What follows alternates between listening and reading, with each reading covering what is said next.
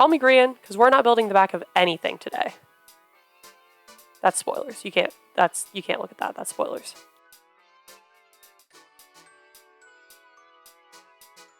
Hey everybody, I'm LiveCold and welcome back to episode 2 of my building tips series. Today we're going to be focusing on color and color choice.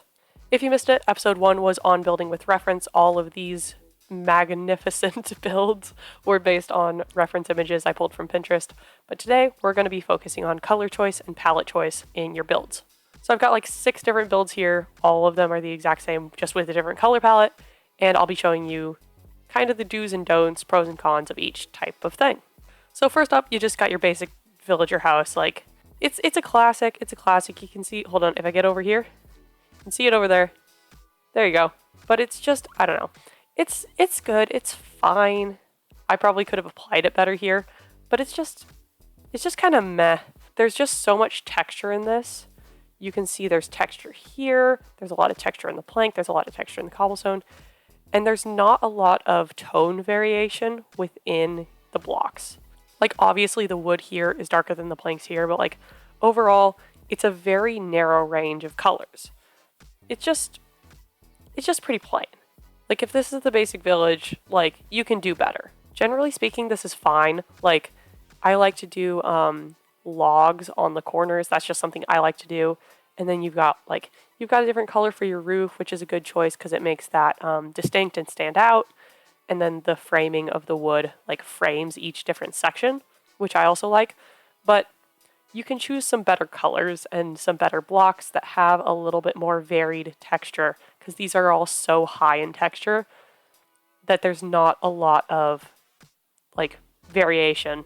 Let's move over to Baby's first palette, which is kind of what I like to call this. It's spruce and bricks, stone bricks specifically. And you can already tell, like, it looks a little bit nicer.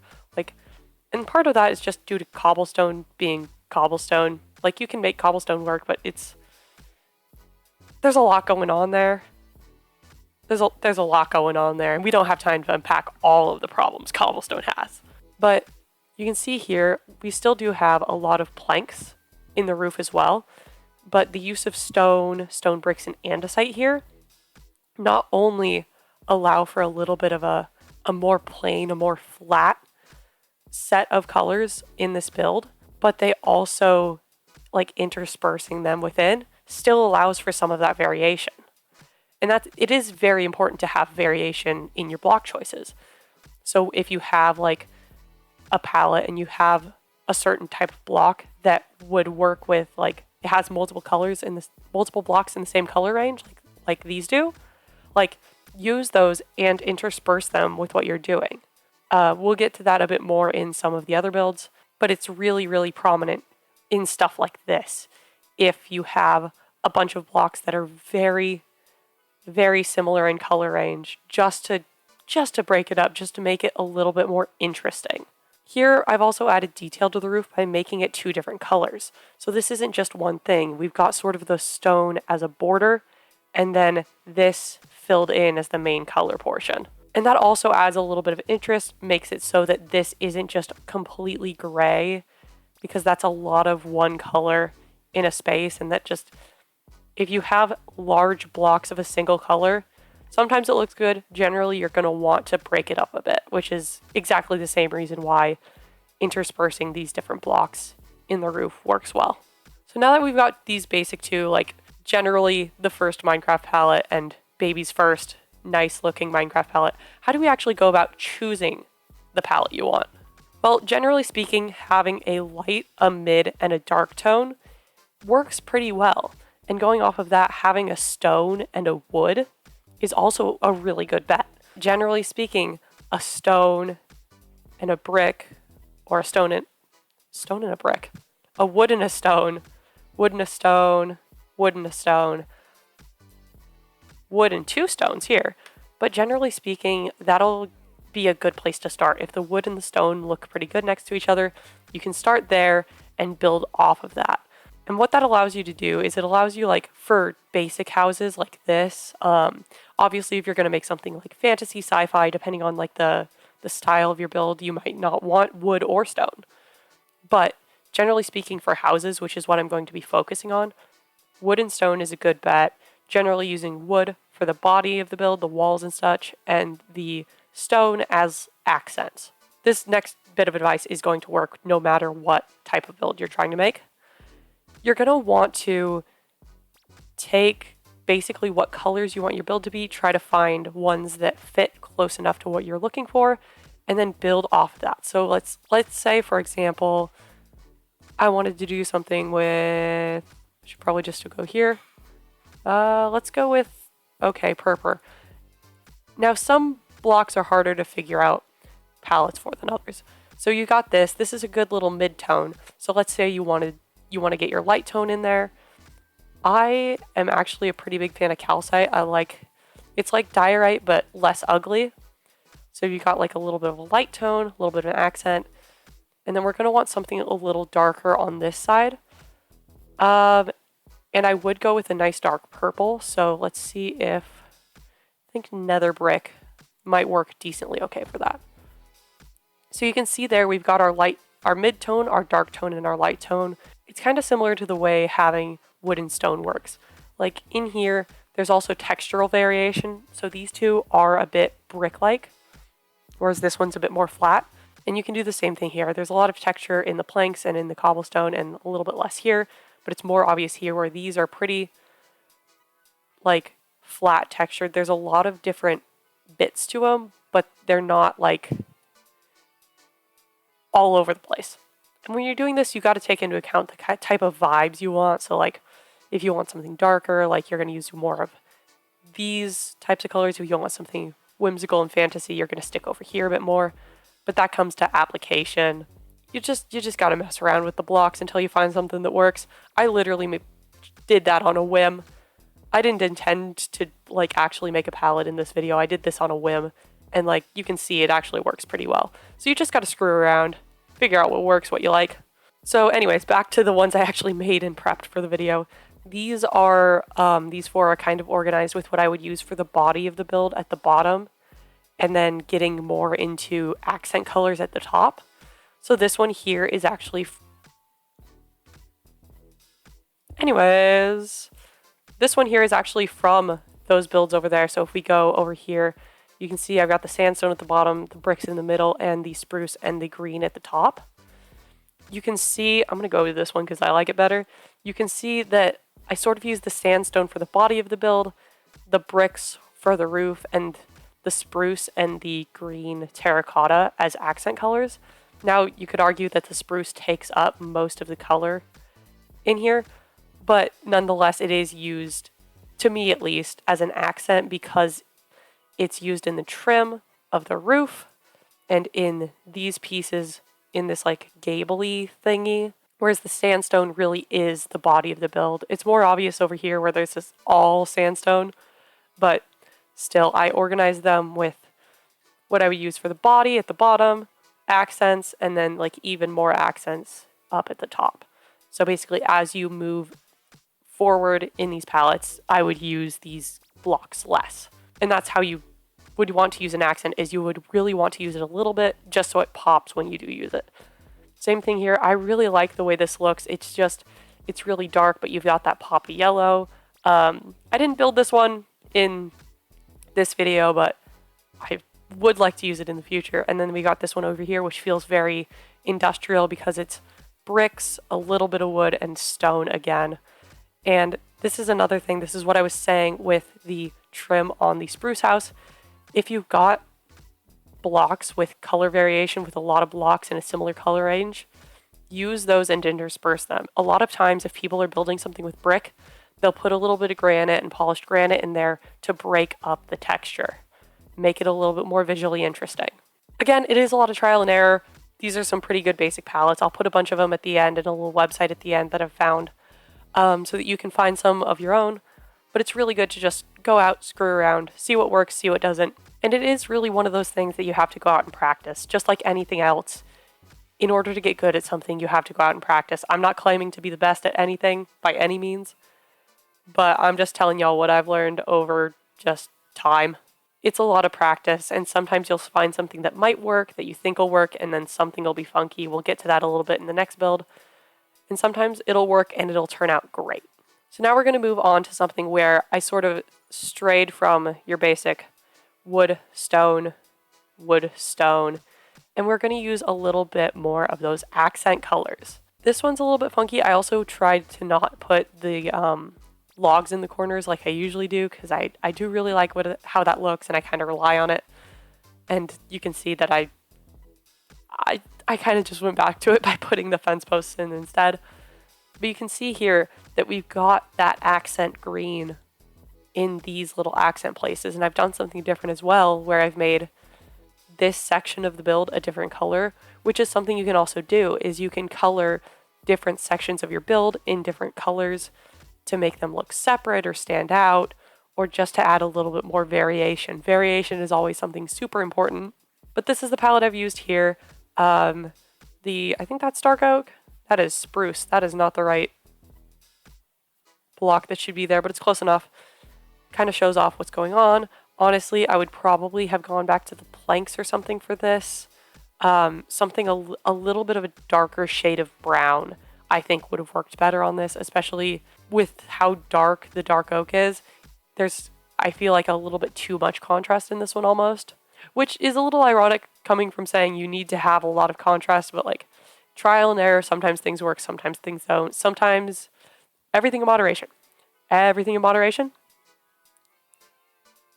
Fuck around and find out. That's truly what it is. I did not clear my hotbar. Everything is fine. But yeah, if you have like a lot of color variation, then you could probably get away with a little bit less tonal variation. And sometimes you want less tonal variation because you want your entire build to look super dark. You want it to be monochrome. We'll get to that later. Perhaps. But yeah, just a little bit of difference, and you don't always have to use stairs on your roof either. I use them on the trim because I think that looks better. But like, you can just throw blocks and it looks fine. We'll get to roofs in a different video as well. My next little piece of advice to you is on gradients, which is something Grian did an entire video on, so I'll link that down below. But gradients are a really good way to add some variation to your builds. They add texture to the build without adding like any more color variation. So if you've already got a set palette, you don't want to or can't add any more color, this is a good way to add some interest to your build. I will say these do work better on larger builds than this. These are pretty small, and I'll show you why they don't look so good on smaller builds over there. But these are some examples of some gradients that I've made. This is kind of the current easiest gradient in Minecraft because it literally is copper weathering. Like, they did that on purpose. It's a good gradient. A good test of a good gradient is if you fly up and it looks smooth. You can also do stuff where it's like gray to black or white to black. This is also pretty easy gradient to make because there are so many gray toned or neutral toned blocks in Minecraft. But you can also do fun colors like this. Like, you might not want to use the warped hyphae on this one, but nonetheless, this little progression, I like this. I like this a lot. I'd like to use that in the future. It's a good set of colors. And then this is the one I actually used in the build. So when you're making your gradient, you're going to want to, like, you might start with like one block and then find that you actually can't use that in your finished gradient. I know that I was having a lot of trouble trying to make something that went from, I think it was like black to gray or black to white or something. And generally, the shorter range of colors you try to go across, the better. It'll be a lot easier and a lot more smooth of a transition. And you can use these in your builds to increase the look of like depth, make it look like there's more depth to your build. I know that B-Dubs has done some of that on some of his builds. And you can also just use them if you want a cool color change like this. Anyways, on to application of the gradients. I'm going to just clear this out for a bit. You can see that there's some tone variation in this build. And honestly, I think it could have worked better if I did make the body of it a darker color, maybe made the entire body oak and then gradiented a little bit darker from there. But you can still see how I've used it, where I've put the darkest colors underneath the roof and down in here, where the light isn't going to get, as well as over here. Now, the interesting thing about this is I had initially built the entire thing out of the bone blocks intending to gradient darker with sandstone and birch. However, what ended up happening is that I changed it so basically the body was sandstone and the bone became highlights and the birch became shadows.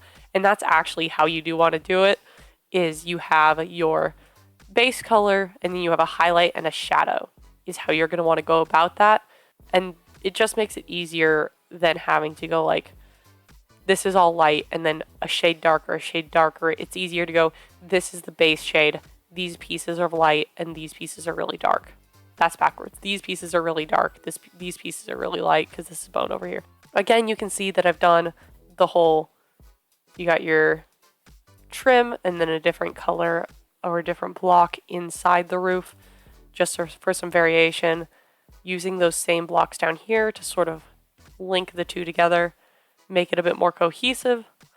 But yeah, this type of thing is much better suited for a much larger build, something with a big area to work across and not these really, really small pieces.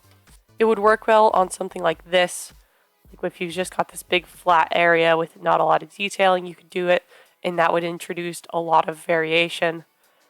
Give it some interest if it's a side of the build that you really don't want to put any windows or anything on. Moving on to me just screwing around. A lot of the time, because Minecraft is like, all the blocks are sort of in Minecraft, they have to look like they belong in Minecraft. Most of the blocks will work together. That's the thing. There are definitely some palettes that look better than others, but at the end of the day, they're all in Minecraft. They all have to look like they belong to the world of Minecraft, so most of them will look fine, or at least not too far out of place. This one is something I did trying to make it a little bit monochrome. Honestly, I'm really happy with how this one came out. What is this, cyan terracotta? Yeah, cyan terracotta is a nice little barrier between the warped stems and the deep slate. It's a nice, yeah, it pulls in the blue of the warped, and then the deep slate is also a little bit blue tinted. And honestly, it looks pretty good. It's one of those things that shows that, like, if you've got some blocks, you can just make, I keep pressing my inventory, geez. If you've got some blocks, you can make stuff. And sometimes it comes down to the base build that you're working off of, which, again, we'll get to the actual building in a future video. That's probably the next one going up, is how to actually build correctly. Well, not correctly, but build well, sort of. It's all practice. Anyways, we've also got this one, which is one where I was really trying to get some screwy colors, and it still looks pretty good. Personally, I'm a fan of the acacia wood, the acacia logs. I really like that they're gray. I use them as the floor for the house in Minecraft Choices because it's gray wood. It looks nice. I like it. But you can see that, like, I tried to make some, like, weird color decisions, and obviously these are complementary. Purple and orange are complementary. So, like, it wasn't too weird, but it still looks pretty dang good, in my personal opinion. So it's really like, you can make something that looks good out of the weirdest blocks, if you find other blocks that will complement them and you use them well, or if you use those weird blocks as accent colors. Basically, sometimes blocks that you don't expect to work super well can still work. What we're going to do now is we're going to go hop over to a different world where I can show you some palettes that did not work. So this is from like right before I went to college when I was doing randomly generated build palettes, and they don't all work super well. It's a good way to play around with blocks and see what works and try to make something look good, but it's not a great way to actually make something pretty. Sometimes it actually ended up working kind of okay, and sometimes it didn't. These were the blocks that got generated, and it's just, sometimes it doesn't. It just is. Yeah, you can't always make something pretty out of everything. And sometimes you just make something weird with it. But it's a good way to really, really screw around with blocks and see what you can do with them. But it's a bad way to make something actually pretty. In conclusion, it's a lot of trial and error, a lot of fuck around and find out. I'm being like dead serious with that one. You're gonna find that sometimes stuff you don't expect to work works pretty dang well, actually. just because you figured out other blocks that complement them.